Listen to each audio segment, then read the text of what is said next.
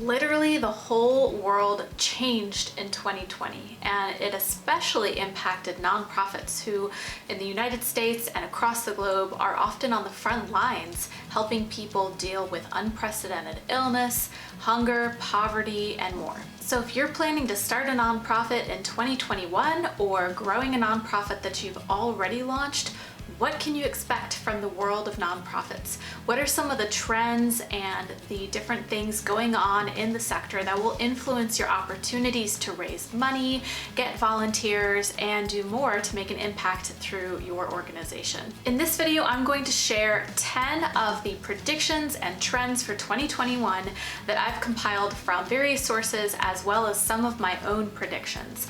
These trends will help you understand some of the things changing in the current nonprofit landscape and some opportunities that you might be able to capitalize on to really help your organization grow and make a difference. Welcome back to my channel. I'm Amber Melanie Smith. I'm a nonprofit founder, executive director of the nonprofit that I founded, and YouTuber who helps folks launching their own nonprofits succeed. I hope you find this video helpful in figuring out some of the things and strategies you'll be able to try in 2021 to get your organization off of the ground and grow in a really, really strange time and world. If this video helps you out, don't forget to give it a like and subscribe to my channel for more videos every week on starting a nonprofit and progressing through your social impact journey. And of course, be sure to check out my other videos on these topics as well. Okay, so let's get into these 10 trends that the nonprofit world will see in 2021 and talk a little bit about how you can capitalize on these trends to help your own organization and mission to make a difference thrive. The first trend is probably my favorite on this list, and it is that the world can expect to see in 2021 a surge of civic and community action from everyday people. 2020 got people riled up. They are angry, they're bored, they're excited about not being stuck in their houses anymore, and generally people are on fire to be making a difference right now, and they are reaching out to find ways to volunteer, reaching out to donate, to help their neighbors, and it is awesome to see.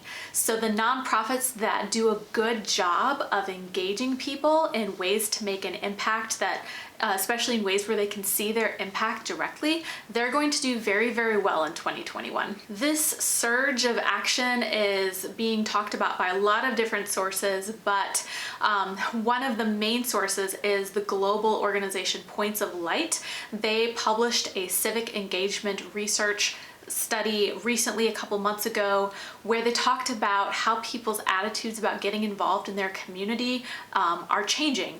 And what they found was that 82% of survey respondents, and this is people across age, race, socioeconomic background, political affiliation, 82% of these respondents said that they believe it's important for us all to come together to rebuild our communities, our country, if you're in the United States, and the world following the COVID-19 pandemic. So you really get the sense that there's this energy in the air, people want to make a difference. So smart nonprofits are going to figure out a way to help people make a difference through the work that they're doing. The second trend for 2021 that I want to talk about is a shift in nonprofit approach from what we call charity, which is tackling day-to-day needs, for example, feeding someone a meal, to what is known as systemic change, which is this idea of solving a problem at its root.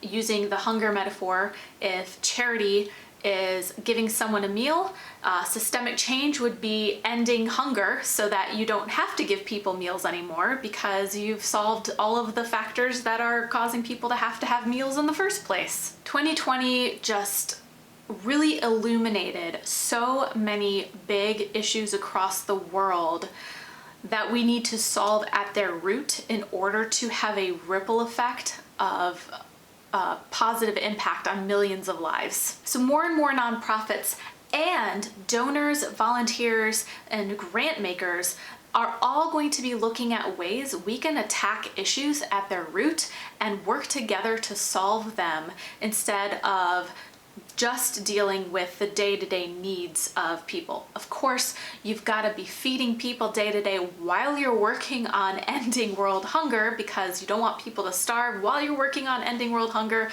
But more nonprofits will be looking to ask themselves, how can our organization be a part of solving this issue at its core? The third trend, which is really good news for nonprofits, is that funders are going to be making deeper investments in big issues, and they're also going to be loosening their restrictions on how nonprofits can spend dollars. What we saw in 2020 was that nonprofits were hit really hard, really fast early on in the year, and they had some funding that was tied up in restricted grants, which means maybe they got a grant, but they were only allowed to use that money on one specific thing, one specific project or program that the coming about of COVID prevented them from doing. So let's say they got funding to host a large in-person event.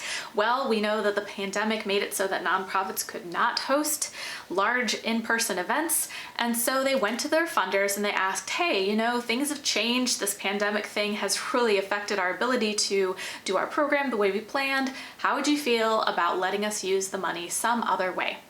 And funders started to say yes. And they realized that when they invested in nonprofits in a more trusting way, trusting that the nonprofits were going to do what they do best, they're going to take that money, they're going to spend it effectively and efficiently as possible and make an impact, that they could actually amplify the impact that they're able to make through their donations. So we're going to hopefully see a lot more funders doing that and taking on that attitude of trusting in the relationships they have with the nonprofits instead of restricting funding in other ways. The fourth trend I want to talk about is virtual or online fundraisers. These are here to stay for probably a couple of years, even after the pandemic is over.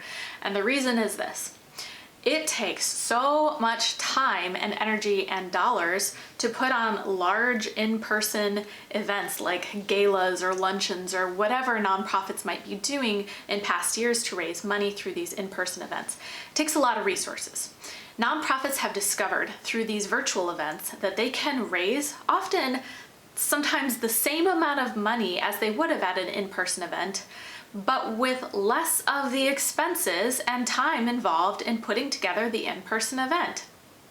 So they're probably going to be doing more of those, and they're going to continue to innovate new and interesting ways to raise money online. So if you're starting a nonprofit in 2021 or working on growing an existing nonprofit, doing more deep dives into exploring how you can raise money virtually and getting really creative with that will be a really good idea. The other aspect of this is e-commerce. Nonprofits are figuring out how to sell items or services through online websites and generating some revenue through those means in order to cover some of the costs of their programs. This type of raising of revenue would probably fall under what's called an earned income model. I have another video on that if you want to check that out, of some ways to generate earned income for your nonprofit.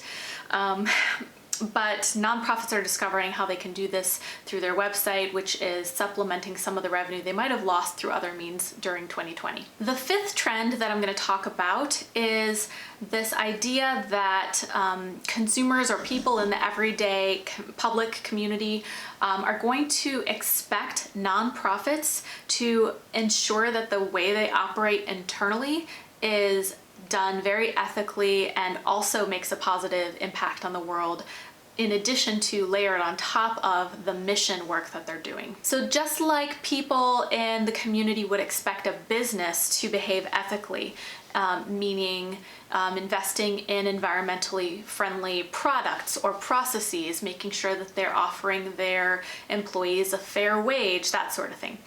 People are going to expect the same of nonprofits. So look for things like nonprofits making sure that they are acquiring supplies or materials they need from local vendors or environmentally friendly vendors. People are going to expect nonprofits to really represent the communities that they serve and be very diverse and inclusive. So it's all about making sure that the nonprofits themselves really should be already, but there's going to be a greater public attention on this idea of nonprofits aligning the ethical work they do internally with what they're doing externally for the community. The sixth trend is that Generation Z is now starting to enter the workforce, and many of them want to find jobs where they can make a difference, so they'll be looking to work for nonprofits. But what a lot of employers are learning is that Generation Z is, of course, different from other generations currently in the workforce,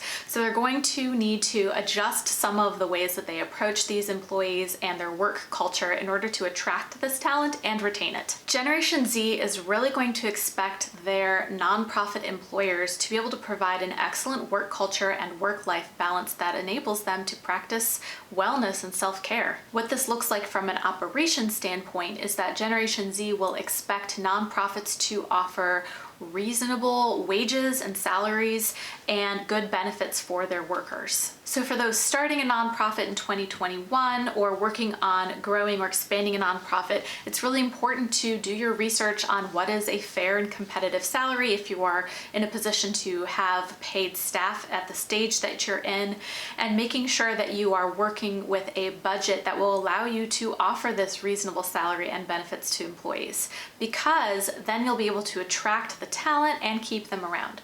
And when you can retain employees, it's actually better for your mission, because it costs a lot of time and money to retrain someone, or a new employee rather, if you have someone who's left because they're unhappy. So it's cheaper for the nonprofit to retain their staff and invest further in their talent.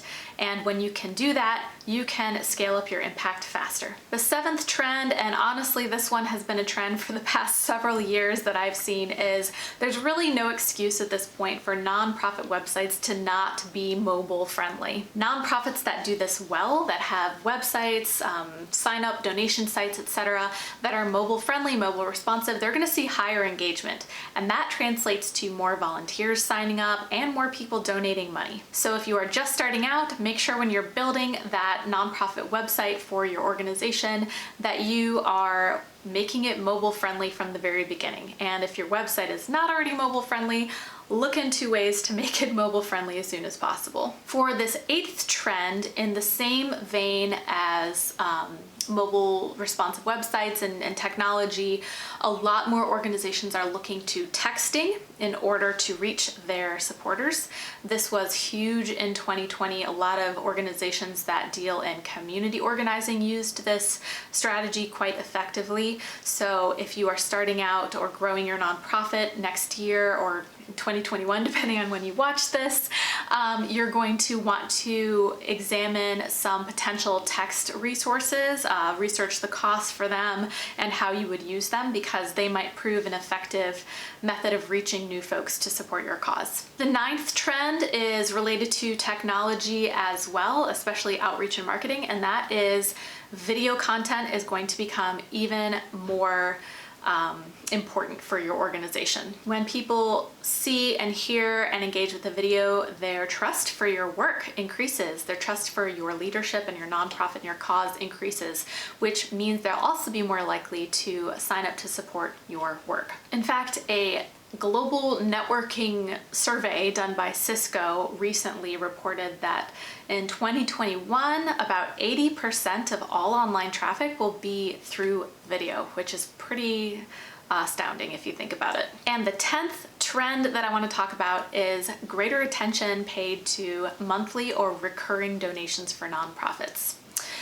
2020 just taught nonprofits that Nothing is ever for certain, nobody is safe, and we need to raise enough money to save ourselves if something really bad happens, like maybe a pandemic. So a lot of nonprofits are, rightly so, looking to build up their recurring donation programs. And a recurring donation program is when someone can sign up to give your organization a donation every period of time. Usually it's monthly. So a donor could say, I want to donate $10 a month to X organization, and it's just automatically drafted out of their account, and they give you approval to do that. And they can cancel at any time, of course, but generally they'll stick around for quite a while.